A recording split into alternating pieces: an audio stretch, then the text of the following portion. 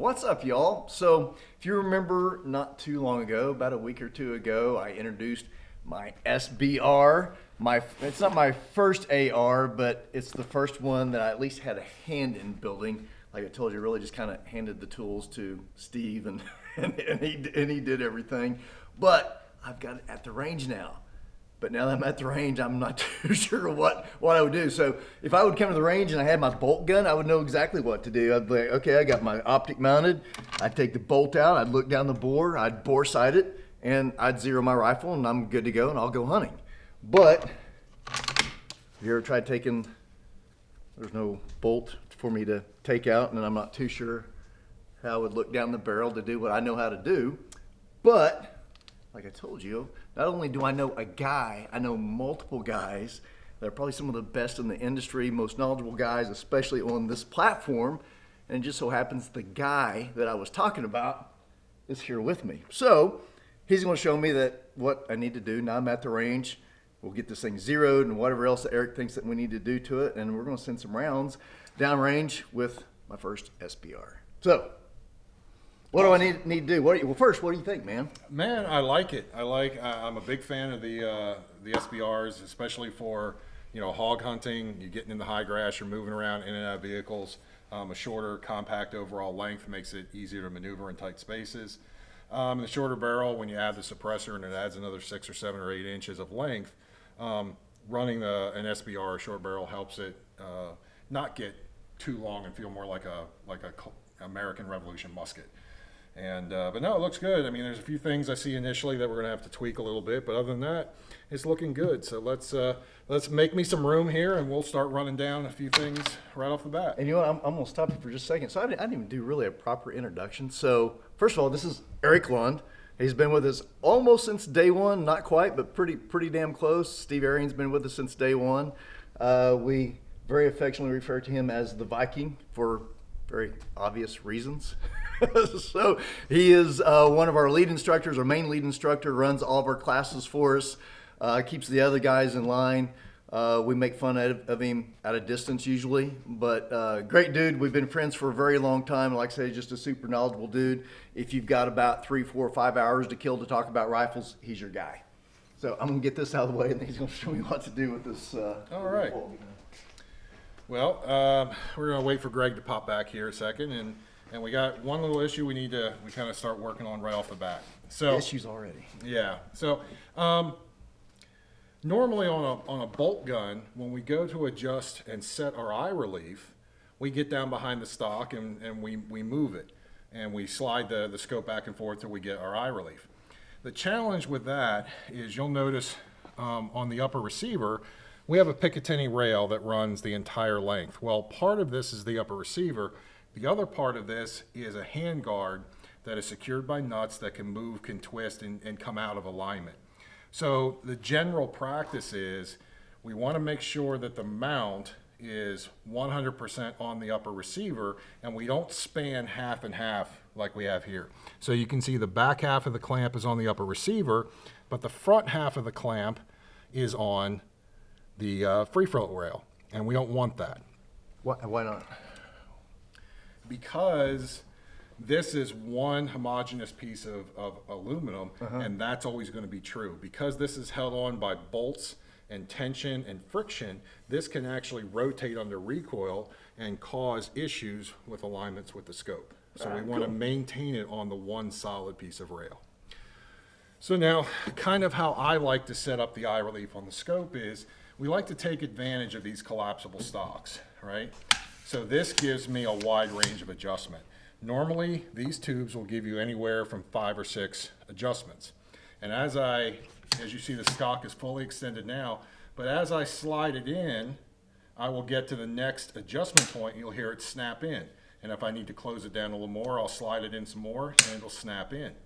So what I like to do is, I like to come down to position 4, which is I'll extend it and I'll come in 1 notch, and that's where I like to set my eye relief.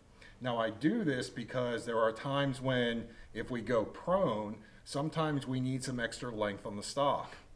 When we're laying prone, we tend to climb up on the rifle a little more, and being able to extend the stock out, it helps us maintain the proper eye relief. Then the other side of that equation is by having collapsible points to bring the stock down closer, if I'm out in weather and it's cold and I'm wearing thick jackets, that material is adding length to my length of pull, and I can compensate for that thick material keeping me warm by closing the stock in a couple of notches, and then when you add the jacket material back here, it's back to its normal length. That makes sense.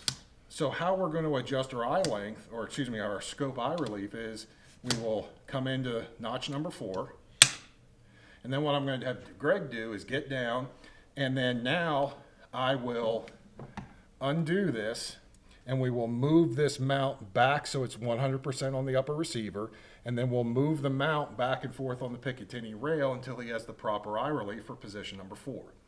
Now, if for some reason we have it shifted back and he still can't get the proper eye relief, well, then I adjust it by loosening the rings, and I'll slide the scope back and forth in the rings to give me extra adjustment. So that's initially how we're going to set up the optic properly, and then we're going to use that to set up the eye relief properly for this kick-ass SBR. Now, I generally, with ARs to me, and it's just because I use a lot of these same stocks, so I kind of have an idea. Generally, when the back of the optic is somewhere between the ring and the charging handle is about when my eye relief is set. Oh, wow. So all we're going to do is just kind of get it on here first, and now you take a look. And the thing is, you always have to adjust the eye relief at the opposite ends. So adjust it at the lowest magnification, and then we're going to spin it up to the highest magnification and see. Okay, I'm good there. All right, so that's 1 power. So now go 6. And I'm good there. Okay, so I'm just going to tighten this just a little bit and snug it up. So, just so it doesn't move. Okay, so now stand up and shoot it like you're shooting offhand. Yep. Okay, and now here. And now what you'll notice is you're going to have to subtly adjust your cheek position a little bit, your eye relief back and forth as you do magnification. Not so much on the 1 to 6s, but if you put something a little more like a 2 to 10 or a 3 to 12, that's like when you'll start to notice, like you zoom up and you're like, wow, I need a little more eye relief, and then you can adjust the stock out 1 more notch. Yeah, that's perfect right there. Okay, well then let's torque these things down. So are these just, they're just friction fit, right? Yeah, I don't know why I had that. For some reason I had that. So I was like, Right. okay, cool. I'll use this one. So good for now. Moving forward, you're going to want some type of either a QD, like a LaRue, like a sling swivel, or you're going to want, just like we have these, where it's a setup like this, but it's got bolts that we can torque just like we would torque the rings here. The problem with these is you're going to need a witness mark. So I know where they are. Right, because as you shoot, these things will tend to vibrate and start Yeah. to loosen up. And so, you know, I would just, see, I don't even know why you don't even have that. I don't know if that fell off or not. But yeah, you're going to take something and, you know, make a top dead center mark. And the thing is, there's no way to tell how much torque we're putting on it. We're basically just turning it finger tight and kind of hoping it stays. But Well, I can order whatever. yeah, I mean, at some point we'll do that. For this purpose today, shooting it, having some fun, we'll do it. But yeah, we need to upgrade that scope for you. Okay, so we're back now, and what we've done is you can see how we moved the scope back and we've adjusted it for the eye relief based on stock position 4. So does that feel good for you? Is the eye relief good when you get down behind the rifle? Yeah, so it was absolutely perfect. Actually, it was a whole lot easier than I thought it was going to be. So so I gotta give Erik a little credit. Just I'm sure just a knowledge thing, years and years of doing it. Literally, he's told me, he's like, so usually whenever the end of the optic is at the end of this ring, that's usually where it's set up pretty good. So he had me get down on the gun whenever he set it there, and it was absolutely perfect at 1 power, and then we changed it to 6 power, and it was perfect. He had me stand up and freehand it, and it was good there as well. So I mean, it was literally just that quick. Yeah, so one of the things we always want to make sure is when we check eye relief, we check it at the lowest magnification setting, and then we recheck it at the highest. This is a very nice, high-quality Zeiss. It's a 1:6. So we don't have a whole lot of magnification range, but there will be subtle differences.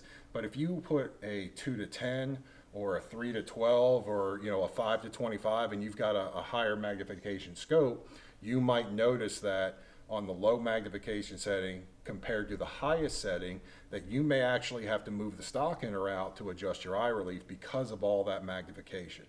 So, but for right now, the 1:6 looks good. And at this point, we have the optic where we need it. And in the next segment, we're going to talk about the gas system and adjusting the gas system and how we do that.